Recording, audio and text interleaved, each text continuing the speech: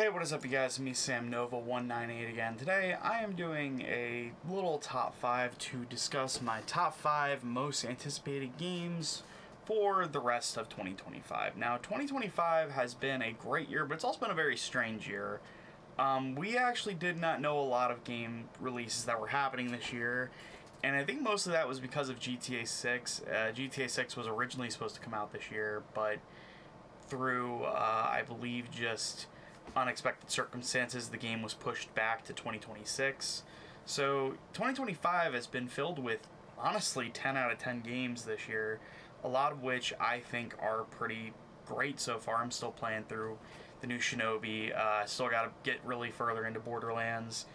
And there's just a lot of games coming out right now, and I do have a top 5 plus honorable mentions of games I'm really excited for. So anyways, first thing I'm going to go over with is the honorable mentions, so let's get into that.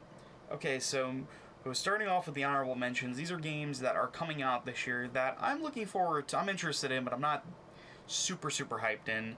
So these are just, there's about 6 games actually. So let's get into those honorable mentions. So the first one I'm looking forward to in the honorable mentions is Kirby Air Riders. Now, I know this is a very hyped game. I've just never played the original. I don't have that same nostalgia factor of hype. It does look really good though, don't get me wrong, it does look really fun. I'm just not exactly won over yet. And I do think it looks good, but like I said, I'm not super into Kirby Air Ride. I do like Kirby, but I've never played Kirby Air Ride, and I'm hopefully Air Riders is really good. Next up is Battlefield 6. Like I said, much like with Kirby, I'm not the biggest Battlefield fan, but I am looking forward to playing it. It looks pretty fun. Next up is The Outer Worlds 2. This is the sequel to the 2019 hit The Outer Worlds, and I'm excited for this one. I never finished Outer Worlds 1, which it might change in the future, but Outer Worlds 2 does look really good. Definitely be something I'll be probably playing, not right away, but in the near future. Next up is a game that actually just came out, but I'm interested in playing it because I do like the original, and I've heard this is the proper sequel to the original, and that is Dying Light: The Beast. Kyle Crane is back, and I'm gonna be real, I love the first Dying Light. Played about 5 to 10 hours of Dying Light 2 at launch, and it was pretty rough. It just wasn't really that fun to me. The combat was janky and awkward. Hopefully now it's better, but I really don't know. But Dying Light: The Beast, I'm interested in picking it up. Probably not right away, because I've still this pile right back here of games I need to sit down and really get into. I'm almost done Shinobi, and I've got to get back to Death Stranding. I've got to get back to a lot of games. Anyways, next up is Pokemon Legends EA. This did not make the cut of games I was looking forward to because I just haven't really been that excited for it. It does look good. I played the shit out of Pokemon X and Y. Well, more X or X, actually. But hopefully this one lives up to the hype and it's better than Scarlet or Violet. I just hit my camera tripod. And yeah, hopefully it's better. We're going to the regions that were in Pokemon X and Y, so hopefully it's better. And the last honorable mention is, this isn't really a new game per se, rather this is a collection of games, and that is the Mortal Kombat Legacy Collection. This includes all of the Mortal Kombat games, I believe, before the PS2 era for the 6th gen, and it does look really cool. I'm definitely interested in picking this up. I'm mostly going to get it for my PS5 because I prefer playing fighting games on PS5. It's just my main go-to console, so yeah. Mortal Kombat Legacy Collection is a really cool collection of just old Mortal Kombat games, and I'll be definitely interested in picking that up. Alright, now that we're done with the honorable mentions, let's get into my top 5 most anticipated games of the rest of the year. Okay, so starting off my list at number 5 is Silent Hill F. Now, I am going to be real, I've only played 2 Silent Hill games now. I played the Silent Hill 2 remake and Silent Hill The Short Message, which, my opinion on those two, Silent Hill 2 is an amazing game. Silent Hill The Short Message is not very good. It's a very boring running sim. It's not really that fun. It reminds me of the worst parts of Outlast S2, and with the Silent Hill The Short Message. Silent Hill 2, amazing games. I'm talking about The Short Message. But short message was not that great to me. I love Silent Hill 2, but from what I've been hearing about Silent Hill F, it is a fantastic new game. It's not a remake or a re-release. So I'm definitely going to be interested in picking that up when the time comes. Actually coming out in a couple days. So yeah, Silent Hill F is my number 5. Moving on to number 4 is Ninja Gaiden 4. Now, I'm going to be real, I've only played a few Ninja Gaiden games in my life. I've played a little bit of the original Ninja Gaiden Black, and it's a good game. It's just really hard to play those games sometimes because, time isn't always nicest to them. But Ninja Gaiden 4 looks awesome. You got Platinum Games working on it. I'm really excited for it. Hopefully it lives up to the hype, because I know there's a lot of hype around it building up.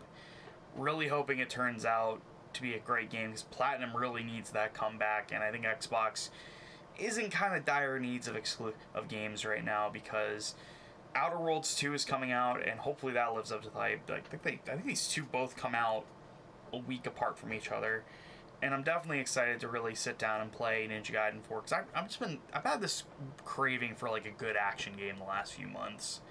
And so anyways, Ninja Gaiden 4 is my 4th game on my top 5.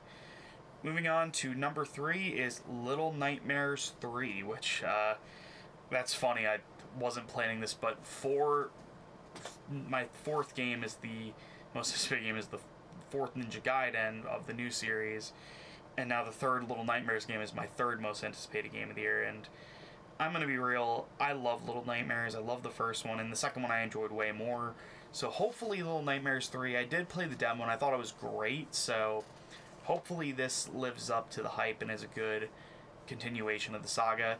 I'm definitely interested in how that co-op works. I played it solo, but it was actually pretty good in the demo, so. Alright, now moving on to number 2. Number 2 on my most anticipated games of the year list is Ghost of Yotei. Now, I love the first Ghost of Tsushima. It's one of my favorite games of all time, and I can't wait for Ghost of Yotei. It looks awesome. We're going to be taking place like 300 or so years after the original. You get a lot of new abilities, new katanas, new weapons. You get a freaking musket in the game, which I think is pretty cool. And hopefully it lives up to the hype. I know people have been kind of crapping on it, saying it looks like DLC, but to me it looks like they took everything from Ghost of Tsushima and just expanded it. I do miss Jin a little bit, but I feel like Jin's story ended off on a good enough note with the first game. And I'm excited to see where the story goes with this one, even though I know it is a complete standalone story. Maybe they'll do DLC, I don't know.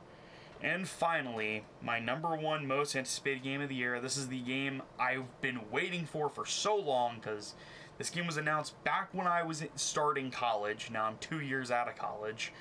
And that is Metroid Prime 4 Beyond. Now, this for a while was my most anticipated game of the year. And it feels like I waited so long for this game, and I was starting to wonder if it was even going to come out this year, because Nintendo was pretty quiet about it for a little while. I mean, they talked about it through showcases, like with the Nintendo Switch 2 Direct, but there was no release date, so it kind of left me wondering if we were going to even get it at all. So, and it's finally coming out in December, so that's going to be a pretty awesome time when it comes out. Definitely is going to be my most anticipated game of the year, and by far my most anticipated game, one of my most anticipated games of all time. So really, really hoping it lives up to the hype, because there's a lot of hype building up around it. So anyways, that concludes my top 5 most anticipated games for the rest of 2025. Just a quick little recap. Number 5 is Silent Hill F. Number 4 is Outer Worlds 2. Number 3 is Little Nightmares 3. Number 2 is Ghost of Yotei, and number 1 is Metroid Prime 4 Beyond. So yeah, those are my top 5 most anticipated games of the year. Thank you guys so much for watching this video. I know I've been kind of all over the place on my channel lately. I know probably while I'm filming this, I'm going to probably go to bed and upload my birthday haul video, because I've been kind of holding that off a little bit. I've got a ton of videos that are coming out soon, so anyways, hope you guys enjoyed this video. Thank you so much for watching, and goodbye.